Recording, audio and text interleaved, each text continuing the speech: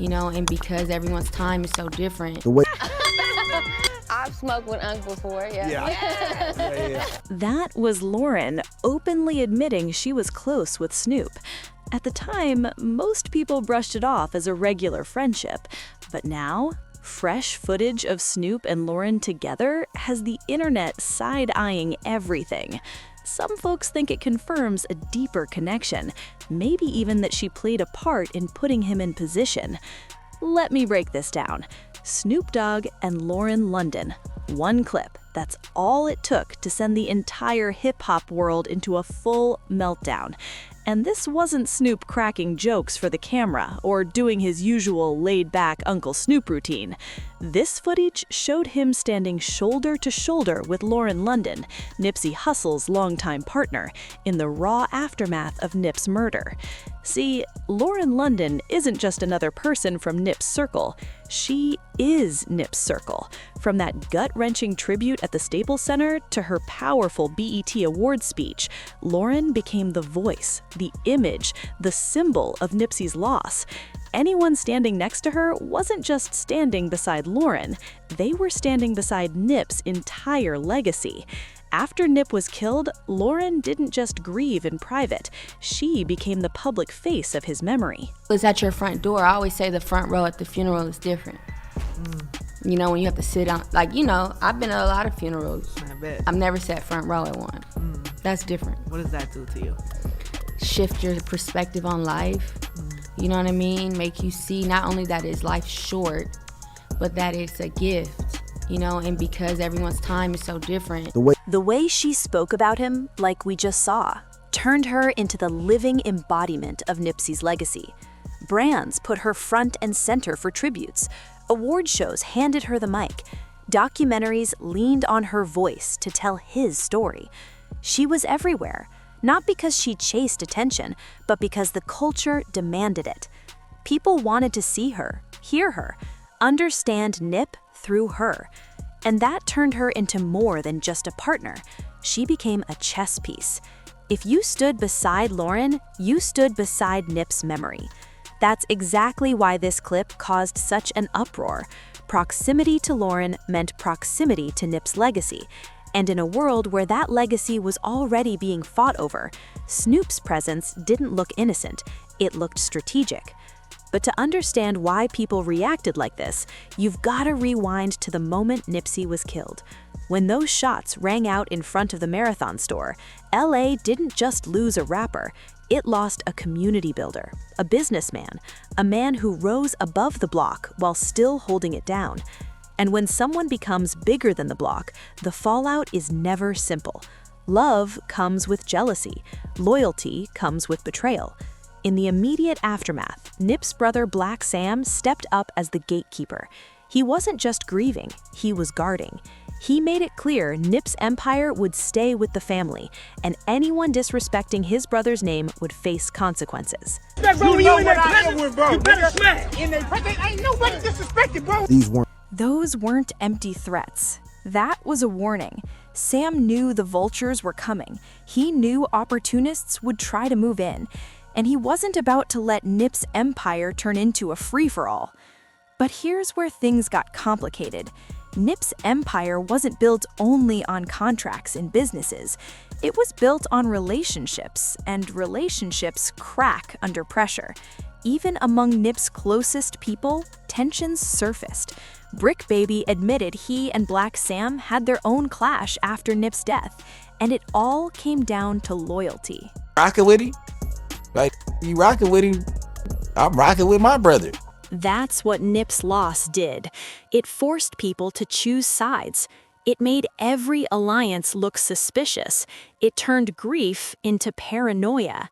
And then Charleston White dropped his explosive claim, the thing nobody wanted to say out loud. He said Nip wasn't killed by just one man, but by the jealousy of his own set. The big homies in the set was jealous of Nip, because all the young Nip. Nip got bigger than the program, so Nip got clipped because Nip. Think about that for a second. If Nip was taken out because he rose too high, then the threat wasn't just external, it was internal. And that's where the industry steps in. While the family fought to protect the legacy and the streets battled envy, the music industry saw opportunity. Nip cracked a code. He owned his masters. He owned his brand. He owned his block. Independence was his crown.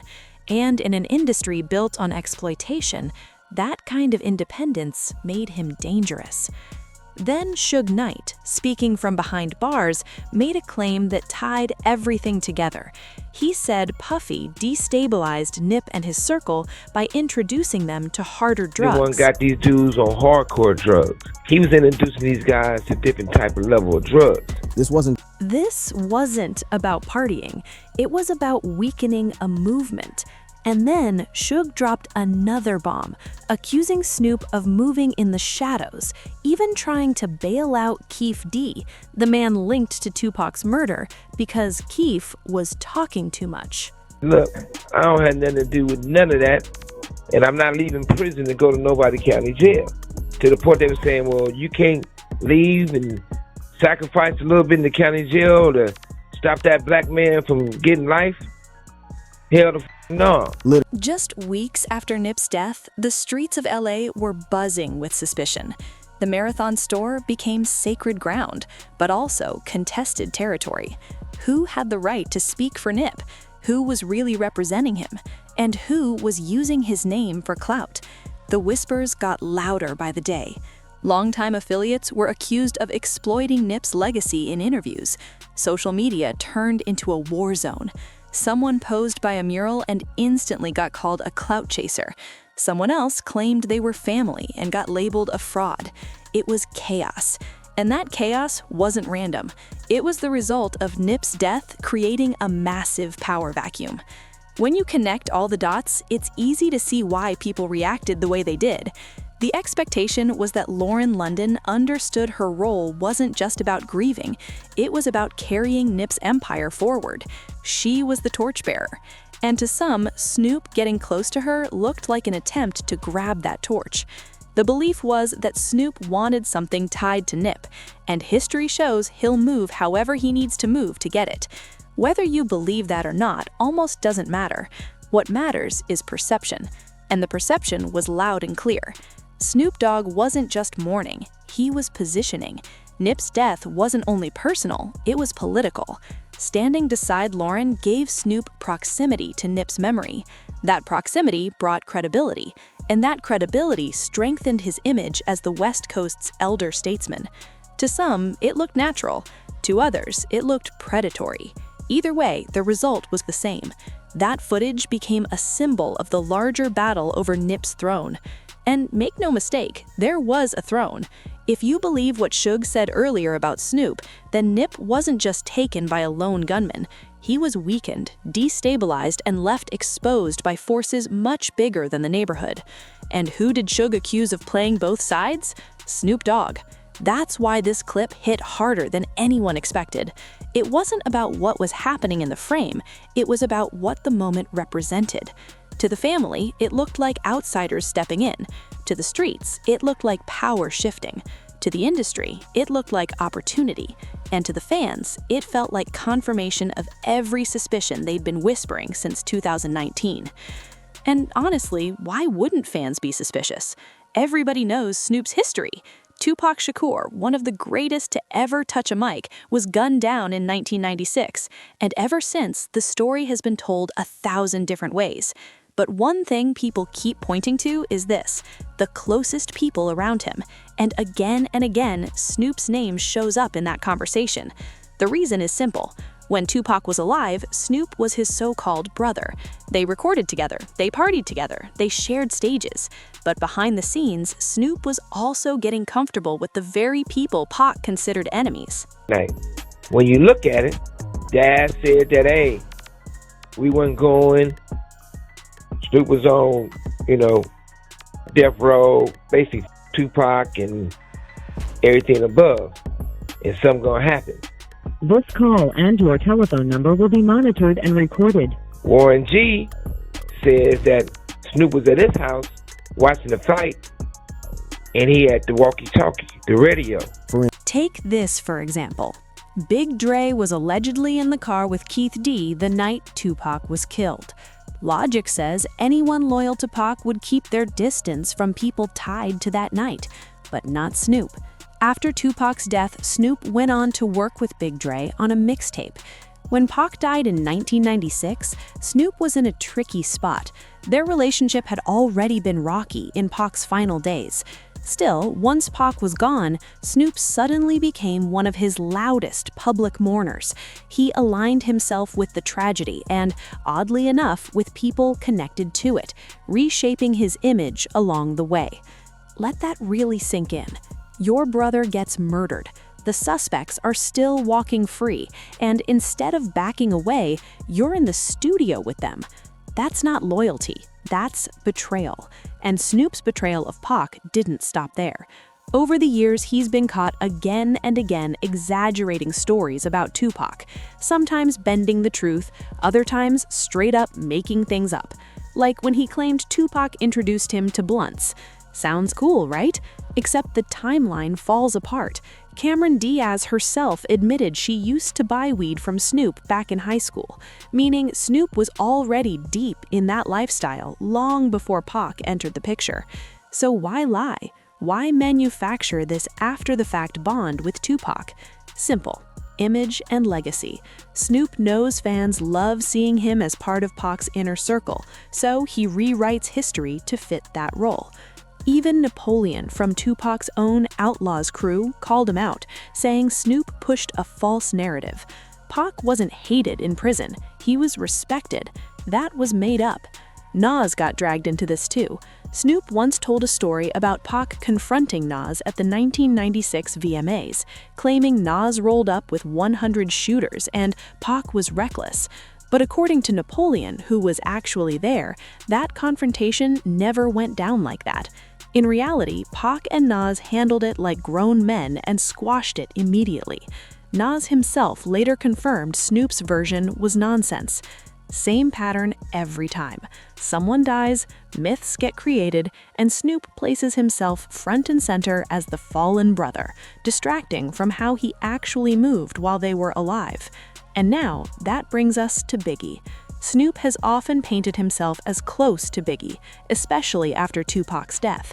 He talks about heartfelt conversations, mutual respect, and peaceful moments. But according to Gene Deal, Diddy's former bodyguard, that's all media Big spin. came out to California, and you don't see not one picture of him and Snoop together. You don't see not one place where they smoked a blunt together. Both of them like to smoke. We was in the studio with Bone Thugs and Harmony. Snoop never came over there. So you tell me, was they really that cool? Or it was just a facade that was put up? Gene Deal questioned why, if Snoop and Biggie were really that close, they never hung out when Biggie was in LA. But somehow, Snoop claims he ran into Biggie in Atlanta after Pac's death. Come on now. Once again, the story doesn't match reality. And if you're catching the pattern, you already know where this leads. Right back to Nipsey Hussle. Man, I just want to send prayers out to Nipsey Hussle and his family, to Lauren London and her family. Nipsey dies. Snoop cries. Snoop calls him my dear brother. Then comes the tribute record. He tells the world Nipsey was the new Snoop, and fans, deep in grief, eat it up. But look closer, and the cracks start to show. Yes, Snoop mourned Nipsey, but he was also seen hanging out with Big U, the very man Nipsey had warned people about. Nipsey had a diss track aimed directly at Big U, making it clear he didn't want to be controlled or extorted. Everybody knew Big U was allegedly shaking Nipsey down for protection money. When Nipsey stopped paying, he ended up dead. And yet, Snoop was comfortable in Big U's company. Once again, history repeats itself. Just like with Tupac, just like with Biggie. When the legend is alive, Snoop aligns with their enemies. When the legend is gone, he steps forward as the grieving brother, rewriting the story with himself at the center. That's why Nipsey's death can't be brushed off as just a random hit. Eric Holder may have pulled the trigger, but he didn't design the whole play. There were bigger forces involved, hidden hands, people with more to lose if Nipsey succeeded. And, according to these leaks, it looks like Snoop may be confirming what the streets have whispered for years. Lauren London wasn't just caught in the middle, she may have been on the inside all along. Toward the end of Nipsey's life, he started distancing himself from certain industry events, refusing to check in or play the extortion game. If only he had realized that someone standing close to him had ties to the very forces he was trying to escape, things might have turned out differently. Because if Snoop has proven anything over time, it's that he knows how to survive. The ripple effect of Nipsey's death was massive. When Nipsey Hussle was murdered on March 31, 2019, it wasn't just another sad hip-hop headline, it was an earthquake. It shattered lives and sent shockwaves through music, culture, and communities worldwide. Nipsey wasn't just an artist people played in their cars, he was living proof that you could come from nothing, rise above the streets, and build something real without selling your soul. Fans loved him because he lived what he rapped. He talked ownership and actually owned his masters. He spoke about reinvesting in the hood and put businesses in Crenshaw, giving jobs to people society had written off. He didn't just rap about loyalty, he stayed with his community even when fame gave him every excuse to leave. So when news broke that Nipsey was gunned down in front of his own Marathon store, a symbol of his vision, the pain was immediate and overwhelming. As the saying goes, the streets don't love you back, but people still love the streets. In LA, crowds flooded the block. Flowers, candles, letters, murals. Strangers hugged and cried together because it felt like losing family. And in a way, they had. Nipsey was the voice of South Central, but his influence stretched worldwide. Murals popped up from Houston to New York, Chicago to London, even Lagos, all declaring the marathon continues. Social media exploded with tributes. For weeks, the culture stood still. People weren't just mourning a man, they were mourning what he represented. Nipsey was a blueprint, proof that independence was possible. His death left a haunting question behind. If someone like Nipsey, building businesses, uplifting his people, staying solid, could be taken out like that, what hope was left? His death devastated artists too. For younger rappers, Nipsey wasn't just a peer, he was a mentor. Roddy Ricch said Nipsey's support helped push him into the mainstream. For Roddy, losing Nipsey meant losing Guyings. YG broke down publicly, saying he lost more than a collaborator, he lost a brother. Their song Last Time That I Checked wasn't just music, it was a shared vision. Kendrick Lamar called Nipsey the best of LA. Jay-Z quietly set up a trust fund for Nipsey's kids, ensuring his legacy lived on. That alone showed the level of respect Nipsey commanded. Athletes, actors, politicians felt it too. LeBron called him an inspiration. Barack Obama sent a letter praising his commitment to the community.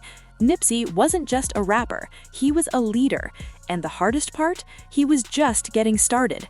Victory Lap had finally cemented him as a Grammy-nominated star.